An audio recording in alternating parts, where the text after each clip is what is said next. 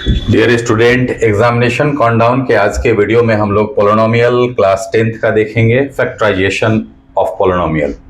यूं तो factorisation topic class 8 में, क्लास 9th में, क्लास 10th में भी है, लेकिन क्लास 10th में जो पोलिनोमियल के लिए है, जीरोस भी पता करने के लिए है। खैर, मेन फोकस मेरा फैक्टराइजेशन पे रहेगा।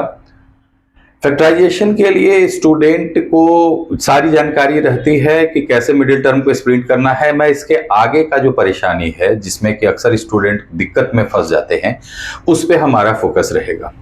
मैं एक क्वेश्चन के माध्यम से इसे बताने की कोशिश करूंगा कि ये बारीक बातों का ख्याल कैसे रखना है। यहां मैं एक क्वेश्चन लेकर के आ रहा हूं, 4x² + 5√2x - 3। इसे मैंने 3 जगह लिख रखा है। सभी को यह मालूम है कि शुरू वाले टर्म और लास्ट वाले टर्म जो कांस्टेंट टर्म है, इन दोनों का मल्टीप्लाई करके जो आएगा, उसी से बीच वाले टर्म को हम लोग को फैक्टराइज करना है। तो देखने वाली बात यह है कि 4x² - 3 12x² होता है, ये भी 12x², ये भी 12x²। तो 5√2 को स्प्लिट करना है, यानी कि तोड़ना है। यहां मैंने इसे तोड़ रखा है 2√2x + 3√2x। अगर इन दोनों को मल्टीप्लाई किया जाएगा तो भी 12 आएगा, और इन दोनों का भी मल्टीप्लाई 12 आ रहा है। इसी तरह से 6√2x में से 1√2x को माइनस करेंगे तो 5√2x आएगा। इसे भी मल्टीप्लाई करेंगे तो 12 आएगा, इसे भी मल्टीप्लाई करेंगे तो 12 आएगा। बारीक बात जो है वो क्या है, वो अब समझ में आएगा।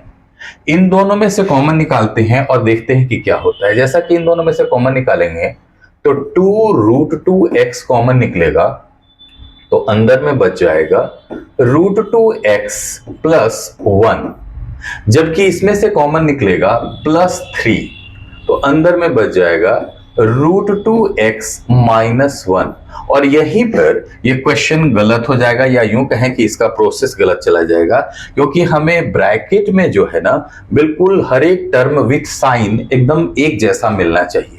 तो यहां एक जैसा नहीं मिल रहा है और यहीं पर ये गलत हो गया। आगे अब बढ़ाना बेकार होगा।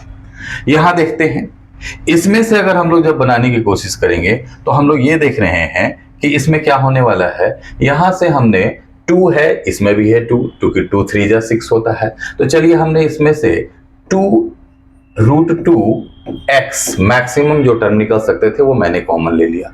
तो अंदर में क्या बच गया, अंदर में बच गया √2x, जबकि यहां पे 6 में से 2 निकल गया, तो 2 3 जा 6 होता है, तो यहां पे 3 बच गया, बाकी तो कॉमन निकल चुके थे। यहां से देखा जाए तो -1 अगर कॉमन निकल जाता है तो अंदर में क्या बचेगा, √2x + 3। तो ये सही है। वजह, ब्रैकेट के अंदर देखें, सारे टर्म्स विथ साइन बिल्कुल एकदम सेम है। ये ही पकड़ना सबसे ज्यादा जरूरी है। अगर मैं थोड़ा सा इसे उलट के भी लिख दूं, जैसा कि मैंने यहां लिखा है, तो भी गड़बड़ी ये नहीं होने वाली है। अब मैं यहां से देखता हूं, यहां अगर हम √2 को कॉमन ले लेते हैं, √2x को, तो इस तरह से अंदर में क्या बच जाएंगे, 2√2x, और चूंकि √2x निकल चुका है तो यहां पे -1 बच जाएगा केवल। अगर इसमें से देखिए क्या कॉमन निकलेगा, तो हम अगर इसमें से 3 को कॉमन निकाल देंगे तो अंदर में बच जाएगा 2√2 - 1। यहां पे भी क्या हो रहा है कि ब्रैकेट के अंदर में सारे टर्म्स विथ साइन बिल्कुल सेम है, सही है। तो क्या हुआ कि इससे हमें आंसर नहीं आ रहे हैं, जबकि हकीकत यह है कि इन दोनों बीच वाले टर्म को मल्टीप्लाई कर रहे हैं तो वही 12 आ रहे हैं जो शुरू और लास्ट को मल्टीप्लाई करने पर। लेकिन जो दिक्कत थी कि इसके जो कॉमन लेने के बाद में जो ब्रैकेट में जो टर्म्स आए हैं वो एक जैसे नहीं है। यहां प्लस की साइन है तो यहां क्या है, माइनस के साइन। इससे ये सही नहीं बन पाएगा, जबकि इन दोनों से ही आंसर सही आएंगे। कैसे, थोड़ा मैं आगे बढ़ता हूं। बाहर में क्या है, तो 2√2x - 1, और ब्रैकेट के अंदर में इन दोनों के बदले में जैसा कि एक ही लिखा जाता है, ये आप लोग को मालूम है। और इस तरह से जब अगर इसके जीरोज, ये तो फैक्टराइजेशन हो गया, अगर इसके जीरोज की बात आएगी तो हम लोग अगर इसके जीरोज देखेंगे तो ये हो जाएगा 2√2x - 1 = 0, और यहां हो जाएगा √2x + 3 = 0। और इस तरह से इसके लिए x का आंसर आएगा माइनस इधर आकर के प्लस में, और ये इधर आ जाएगा, तो एक आंसर ये हो जाएंगे।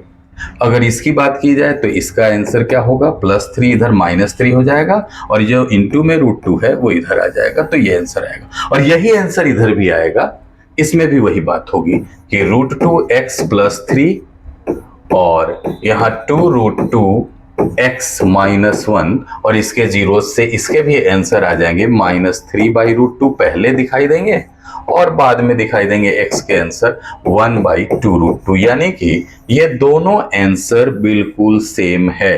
तो सही बनने का रीजन क्या हुआ कि ब्रैकेट में हमें टर्म्स के साथ साइन भी मिलाना बड़ा जरूरी होता है। ये हुआ इसकी बारीकी पर थोड़ी सी चर्चा जिसका ध्यान देना जरूरी है। फैक्टराइजेशन एक ऐसी टॉपिक है, सिर्फ फैक्टराइजेशन चैप्टर में या अलजेब्रा में ही नहीं आता है, बल्कि अलग अलग दूसरे चैप्टर में भी इसकी जरूरत पड़ती है, तो ये बारीकियों का विशेष करके ख्याल रखेंगे। अब इसी से रिलेटेड एक थोड़ा सा मोटिवेशनल या ये कहा जाए कि इंपॉर्टेंट टिप्स स्टूडेंट लोगों के लिए, कि जिस टॉपिक पे आप सबसे ज़्यादा ओवर कॉन्फिडेंट होते हैं कि मैं इसे बहुत अच्छी तरह से जानता हूँ, अक्सर देखा गया है कि उसी में आपसे सबसे ज़्यादा गलतियां हो जाने की संभावना बन जाती है, या तो धैर्य खो देने की वजह से या अति विश्वास की वजह से।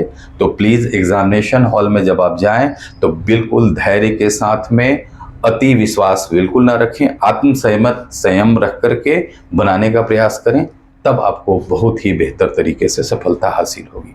Thank you.